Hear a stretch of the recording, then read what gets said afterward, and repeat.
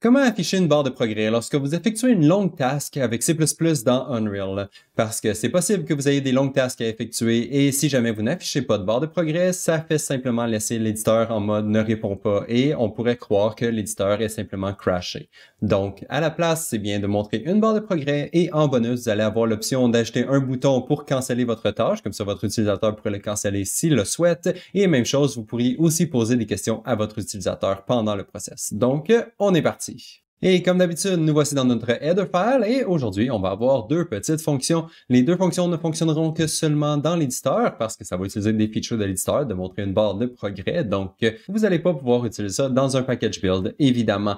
Donc, deux petites fonctions ici. Notre première fonction, ça va être le execute slow task with progress bar. Donc, on va pouvoir exécuter un process qui prend beaucoup de temps et montrer une barre de progrès à votre utilisateur. Et il va aussi y avoir un bouton pour pouvoir canceller votre barre de progrès. Et je vais aussi vous montrer comment poser des questions à votre utilisateur en même temps. Donc, execute slow task with progress bar, pas besoin de rien lui passer. La fonction va simplement faire une longue task. Dans notre cas, ça va être simplement faire une tonne de print et l'utilisateur va pouvoir voir le progrès de notre tâche. Ensuite, la deuxième fonction, c'est juste pour vous donner un deuxième exemple. Cette fonction-là, ça va être le execute nested slow task with progress bar et cette fonction-là va simplement vous permettre de montrer une progress bar ainsi qu'une deuxième progress bar. Donc, vous allez pouvoir avoir une tâche dans une autre tâche et ça va vous permettre de displayer plusieurs barres de progrès.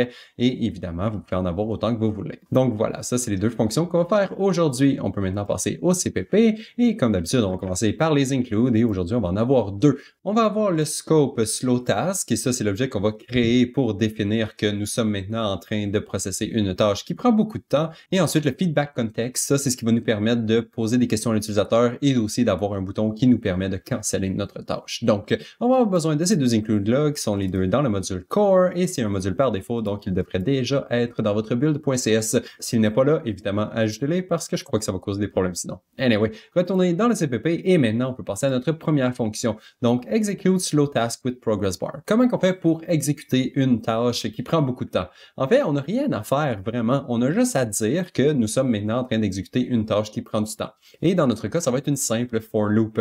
Donc, ça va être une très longue for loop. Et pour pouvoir se rappeler combien d'itérations qu'on va faire dans notre for loop, je vais juste le mettre dans une petite variable que j'ai juste ici. Donc, le nombre d'itérations qu'on va faire dans notre for loop, ça va être 100 000. Une très longue for loop. Et à l'intérieur de notre for loop, on va simplement printer. Donc, on va printer 100 000 fois. Ça va prendre beaucoup de temps et ça va être suffisant pour tester notre progress bar. Donc, le nombre d'itérations qu'on va faire, c'est 100 000 et ensuite, on va pouvoir dire à Unreal que nous nous apprêtons à exécuter une tâche qui va prendre beaucoup de temps. Et de la façon qu'on fait ça, c'est en simplement créant un objet de type fScope de slow task. Donc, on se crée une nouvelle variable ici, scope de slow task. Ça nous crée une slow task et notre slow task, c'est la variable qui est juste ici. En fait, c'est notre structure qu'on a juste ici. Pour créer notre structure, on a besoin du nombre d'itérations qu'on va faire dans notre loop. Comme ça, la task va être au courant de combien d'itérations la loop va être exécutée. Dans notre cas, c'est un simple nombre d'itérations, mais vous pourriez utiliser un pourcentage ou n'importe quel autre chiffre que vous voulez. La signification du chiffre n'a pas d'importance. Ça peut être un très gros chiffre, un petit chiffre, ça n'a aucune importance parce que plus tard dans la fonction, quand vous allez updater votre slow task, vous allez lui dire quel est le progrès qu'elle a fait en ce moment et ça va juste être converti en pourcentage au final. Donc, vous pouvez simplement lui passer un pourcentage immédiatement ou dans notre cas, je garde ça simple, je lui passe le nombre d'itérations que je veux faire dans ma for loop et comme ça, je vais simplement pouvoir l'incrémenter à chaque itération de ma for loop. Ça va se faire automatiquement tout seul. Donc, notre slow task a besoin de savoir combien d'itérations elle a besoin de faire et ensuite, elle a besoin de savoir c'est quoi le message qu'elle veut afficher à l'écran et le message doit être absolument contenu à l'intérieur d'un lock text et dans mon cas, je veux pas me créer une lock text catégorie, donc je vais simplement me le mettre à l'intérieur d'un ns lock text. C'est la même chose, c'est juste que j'ai pas besoin de me définir une catégorie juste avant, on le fait juste ici. Donc, on se crée un ns lock text et pour se créer ça, on a besoin du contexte, donc ça, c'est le namespace de notre message. Dans mon cas, ça va être 57 slow task, ça n'a pas vraiment d'importance. Ensuite, on a besoin de la key, qui est le nom de notre message. Donc, dans mon cas, ça va être slow task, n'a pas vraiment d'importance, ce n'est pas affiché à l'utilisateur non plus, mais ce qui est important, c'est le message qu'on va afficher à l'utilisateur. Donc ici, ça va être processing. Et ça va être mon message par défaut tant qu'on ne le réupdate pas, parce qu'on va le réupdater plus tard. Donc ça, mon message par défaut, ça va être processing. On n'est pas obligé de l'updater plus tard si on veut pas. Dans mon cas, je vais le faire, mais on n'est pas obligé. Donc ça va être le message par défaut quand on va créer notre tâche. Ensuite, on a deux autres petites variables ici. C'est des variables qui ne sont pas obligatoires. Je les ai rajoutées juste pour vous montrer qu'elles existent. La première variable, c'est pour dire si on veut activer ou non notre slow task, parce que c'est possible, dépendant de votre code, vous voulez ne pas activer votre slow task, donc ça ne montrera pas un message. Peut-être que vous voulez seulement afficher un message après un certain nombre d'itérations, si ça prend un certain nombre de temps, sinon vous n'affichez pas le message. Donc, vous allez pouvoir contrôler si vous voulez que votre message apparaisse ou non. Et ensuite, c'est le contexte de votre message. Dans notre cas, ça va être le gwarn qui est le contexte par défaut dans Unreal. Je le mets ici juste parce que plus tard, on va le réutiliser et je voulais que ça fasse du sens. Pourquoi que quand on utilise gwarn, ça modifie notre task? Eh bien, c'est parce que c'est le contexte par défaut. Donc, moi, je fais simplement lui repasser le contexte par défaut. Donc, je ne change rien vraiment. Je pourrais simplement supprimer ces deux variables-là ici. Ça ne changerait absolument rien parce que c'est les valeurs par défaut quand on crée une scope slow task. Voilà. Donc là, on s'est créé une task. On lui dit combien de temps qu'elle doit itérer et le message qu'on veut qu'elle affiche à l'écran. Ça nous crée une task ici. Ensuite, on peut la montrer à l'écran. Donc, c'est ce que je vais faire juste ici. Slowtask.makeDialogue. Ça va afficher le dialogue à l'écran. Et ici, on peut lui passer un booléen pour lui dire est-ce qu'on veut afficher le bouton cancel ou non. Dans mon cas, je veux l'afficher parce que je vais vous montrer que ça fonctionne. Donc, je vais juste lui passer true. Et maintenant, ça va afficher notre progress bar à l'écran avec un bouton qui va nous permettre de canceller notre task si on le souhaite. Voilà. On a une fenêtre à l'écran avec une progress bar à l'intérieur. Parfait. Il reste à exécuter notre slow task. Donc, comme j'ai dit, je vais me faire une for loop juste ici. Donc, un int x est égal à 1. S'il est plus petit que mon nombre d'itérations qui est 100 000, on va continuer d'incrémenter notre x. Et à chaque fois qu'on va incrémenter notre x, on va mettre à jour notre slow task. Donc, c'est ce que je vais faire juste ici. Ma slow task, je vais lui dire que je suis en train de processer une nouvelle itération de ma task. Slowtask.enterProgressFrame. Et ça fait simplement dire à notre slow task qu'on vient de l'updater. Et ensuite, pour lui dire combien d'itérations qui a été processées pendant notre update. Donc, dans mon cas ici, je vais dire 1 parce que je veux exécuter ma loop 100 000 fois. Donc, ici, ça vient de compter comme étant une itération de ma loop. Si jamais mon incrémentation ici de x était plus 5, je pourrais simplement passer 5 ici et ça ferait des bonds de 5 dans ma progress bar. Dans mon cas, je vais simplement garder des bonds de 1. Donc, je fais x++ ici. Ça fait 1 itération. Donc, ici, je dis que j'ai fait une itération. Si jamais vous avez décidé de passer un pourcentage à votre slow task, ici, vous pouvez simplement passer un pourcentage de votre tâche totale. Donc, ici, si j'avais fait ça, je pourrais simplement faire 1 divisé par 100 000. Mais dans mon cas, j'y vais simplement avec le nombre d'itérations que je veux faire et ici, je peux lui passer 1 parce que j'ai dit que, hey, j'ai fait une itération de plus. Et c'est juste à ça que ça sert. Ça sert à updater notre progress bar dans l'écran. Ensuite, ici, on peut aussi en profiter pour updater notre message qui va être écrit à l'écran et c'est ce que je vais faire. Donc, je garde le même message. Mon message, c'est quand même le message de Slowtask et qui s'appelle Slowtask. Donc, on garde le même contexte ici et on update notre message. Dans mon cas, je garde processing au début, mais je vais aussi rajouter le nombre auquel je suis rendu dans ma for loop ainsi que le nombre vers lequel je me rends dans ma for loop. Donc, mon x ici et mon iteration count juste là. Donc, ça va être x number out of 100 000 parce que notre iteration count en haut, c'est 100 000. Voilà. Donc là, l'utilisateur va voir notre progress bar avancer et il va aussi y avoir un chiffre qui va lui dire combien d'itérations qu'il reste dans la progress bar. Parfait, notre interface est mise à jour. Il reste simplement à faire l'exécution de notre task et dans mon cas, ça va être simplement printer hello world ainsi que le chiffre de notre itération actuelle. Donc, je vais pouvoir savoir à quelle itération je suis rendu dans mon print, mais je ne ferai rien de plus que ça. Je fais simplement printer hello world et c'est tout. Comme ça, on va finir avec 100 000 prints à l'intérieur de notre log. Voilà. Donc là, on pourrait laisser ça comme ça et tout fonctionne bien. Par contre, on a aussi la possibilité de canceller notre task parce qu'ici, on a dit à notre utilisateur qu'on voulait montrer le bouton cancel et donc là, on va aussi pouvoir regarder si jamais l'utilisateur a cancellé notre tâche ou non et c'est ce que je vais faire ici. Donc, si mon gwarn a receive user cancel, donc si le user a voulu canceller notre gwarn, qui est le contexte de notre task actuelle. Donc, notre slow task utilise gwarn. Donc, si gwarn receive user cancel, ça veut dire qu'on veut canceller notre contexte actuel. Donc, on veut canceller notre tâche actuelle. Ça va nous dire que l'utilisateur a voulu canceller notre tâche. Et donc, dans ce cas-là, je vais simplement dire que ça n'a pas été un succès. Mon utilisateur a cancellé ma tâche et je vais retourner immédiatement. Donc, je cancelle mon process en plein milieu parce que dans mon cas, ça n'a pas vraiment d'importance. Mais si jamais vous avez des variables à resetter ou des choses à faire avant de canceller votre tâche, vous pouvez le faire ici, évidemment. Et ensuite, ça va vous permettre de canceller votre tâche en plein milieu si jamais vous ne voulez pas continuer. Et en fait, dernière petite note ici, le gwarn receive user cancel, c'est la même exacte chose que d'écrire slowtask.shouldCancel. Vous pouvez utiliser la variation que vous voulez. Je voulais juste utiliser gwarn pour vous montrer que, eh bien, c'est la même chose, mais il y a une fonction à l'intérieur de votre slowtask qui retourne la valeur de gwarn receive user cancel. Donc, si vous appelez le shouldCancel, ça va simplement appeler receive user cancel en échange. Donc, vous pouvez appeler l'un ou l'autre, ça n'a pas vraiment d'importance. Voilà. La dernière chose qu'on pouvait faire pendant que notre task roule, c'est de demander des questions à notre utilisateur.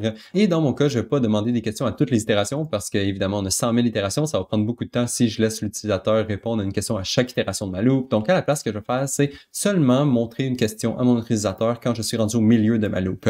Donc, ici, si x modulo la moitié de mon total d'itération est égal à 0, ça veut dire que je suis rendu au milieu de ma loop, au milieu de mon processus au complet, donc à l'itération 50 000. Et donc, à l'itération itération 50 000, je vais pouvoir montrer une question à mon utilisateur et je vais le faire juste comme ça ici. Pour montrer une question à votre utilisateur, c'est simple. En fait, je vais juste descendre un tout petit peu ici. Vous pouvez simplement faire gwarn yes, no, f. Et ça va simplement demander une question à votre utilisateur. La question, vous allez devoir lui passer en tant que logtext, encore une fois, donc un autre ns logtext. On garde le même contexte, donc 57 slow task. Ici, je vais changer ma key pour que ce soit slow task question pour pas utiliser le même key que notre processing. Donc ça va être pour ma question seulement. Et ensuite, je vais écrire ma question à mon utilisateur. Do you want to continue? Donc, est-ce qu'il veut continuer? Comme ça, quand je suis rendu au milieu de ma loop, je vais lui demander, OK, est-ce que tu veux continuer jusqu'à la fin? Si jamais l'utilisateur ne veut pas continuer, donc s'il n'y a pas d'exclamation, si jamais l'utilisateur ne veut pas continuer, ça va simplement retourner false, dire que ça le fait parce que l'utilisateur ne voulait pas continuer la task. Voilà, c'est tout. Il n'y a pas grand-chose d'autre à faire pour utiliser une slow task. En fait, j'en ai fait beaucoup plus que ce qu'on aurait pu faire parce que dans mon cas, je voulais montrer un bouton cancel, puis je voulais aussi montrer des questions. Mais en réalité, vous avez juste à vous créer votre scope slow task. Ensuite, vous affichez le dialogue juste ici.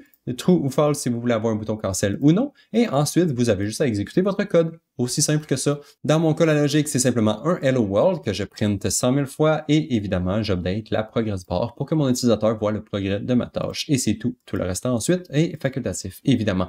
Voilà. Donc ça, c'était tout pour notre première fonction. Si on se rend à la fin, notre scope de slow task va se détruire automatiquement, ce qui va fermer la fenêtre automatiquement, évidemment. Et en fait, on peut dire que ça a été un succès parce que notre task est terminé et l'utilisateur n'a pas cancellé en plein milieu. Voilà. Donc ça, c'était pour notre première fonction. Ensuite, on peut mettre une slow task à l'intérieur d'une autre slow task et c'est super simple à faire. On a juste à nous créer deux slow tasks. Donc c'est ce qu'on va faire juste ici en fait. Donc dans Execute Nested Slow Task with Progress Bar, ce qu'on va faire, c'est premièrement déterminer combien d'itérations qu'on va faire pour notre première slow task. Vu qu'on en a deux, je vais me garder une slow task qui n'a pas beaucoup d'itérations, donc on va dire 5. Et à l'intérieur de cette slow task-là, je vais pouvoir en faire une qui prend beaucoup plus de temps. Donc on va dire 100 000 encore une fois. Donc ce que je vais faire, c'est 5 itérations pour la première. Ensuite, je vais me créer ma task. Donc First Slow Task, F-Scope Slow Task, le nombre d'itérations que je vais faire, donc 5. Ensuite, le nom et le message par défaut que je vais créer à ma slow task et ça va me créer une slow task. Une fois que j'ai ma slow task, je peux l'afficher à l'écran, évidemment. Donc, first slow task, make dialog true. J'affiche ma slow task à l'écran. Je vais avoir une progress bar et un bouton cancel. Et ensuite, je peux commencer ma tâche. Pour ma tâche, encore une fois, je vais simplement looper le nombre d'itérations que j'ai besoin. Donc, dans mon cas, ça va être 5. À chaque itération, je vais updater mon message à l'écran. Donc, ici, first slow task, enter progress frame. Je lui dis que j'ai fait une frame de progrès. Je mets à jour mon message. Encore une fois, je lui passe le même processing avec mon X sur le nombre d'itérations que je veux faire. Donc, X sur 5. Et ça va updater la progress bar qui va être à l'écran. Une fois que la progress bar est updatée, je vais aussi printer parce que je veux faire quelque chose dans ma première slow task. Donc, on va printer first ainsi que le numéro de mon itération et c'est tout. Ma première slow task est faite à l'intérieur de ma for loop. Je vais ensuite pouvoir me créer une deuxième slow task et c'est ce que je vais faire juste ici. Donc, on va se créer une deuxième slow task. Notre deuxième slow task va faire beaucoup plus d'itérations. Donc, on va dire encore une fois 100 000. Ensuite, je me crée ma slow task. Donc, second slow task. Même chose, F-scope slow task. On lui passe le nombre d'itérations qu'elle doit faire, le nom et le texte par défaut qu'on veut lui afficher, le contexte, c'est le contexte par défaut. Et ensuite, on lui dit aussi d'afficher le dialogue. Donc, ça va rajouter une deuxième progress bar en dessous de la première progress bar. Donc, vous allez avoir une grosse progress bar qui va contenir toute votre task au complet. Donc, c'est le progrès de toute la task au complet. Et une deuxième progress bar qui va seulement contenir la deuxième partie de votre task. Donc, comme ça, à chaque fois que vos autres progress bars vont avancer, ça va aussi faire avancer la première progress bar. Tout va s'updater en même temps. Donc, voilà. On s'est créé notre deuxième slow task. On l'a affiché à l'écran. Maintenant, il reste à faire la logique de notre deuxième slow task. Donc, même chose, on loop un certain nombre de fois. Donc, 100 000 fois.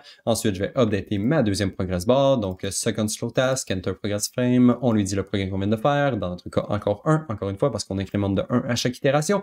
On update notre texte, encore une fois. Même logique que dans les deux autres progress bars. Voilà. On affiche le texte qui nous dit où est-ce qu'on est rendu. Ensuite, je vais aussi écrire un print dans mon log parce que c'est ça la vraie logique de ma fonction. Donc, je vais écrire second ainsi que le numéro de ma loop. Et là, il va y avoir un print dans mon log à chacune de mes itérations de ma loop. Et c'est ça qui va causer que ma loop prend du temps.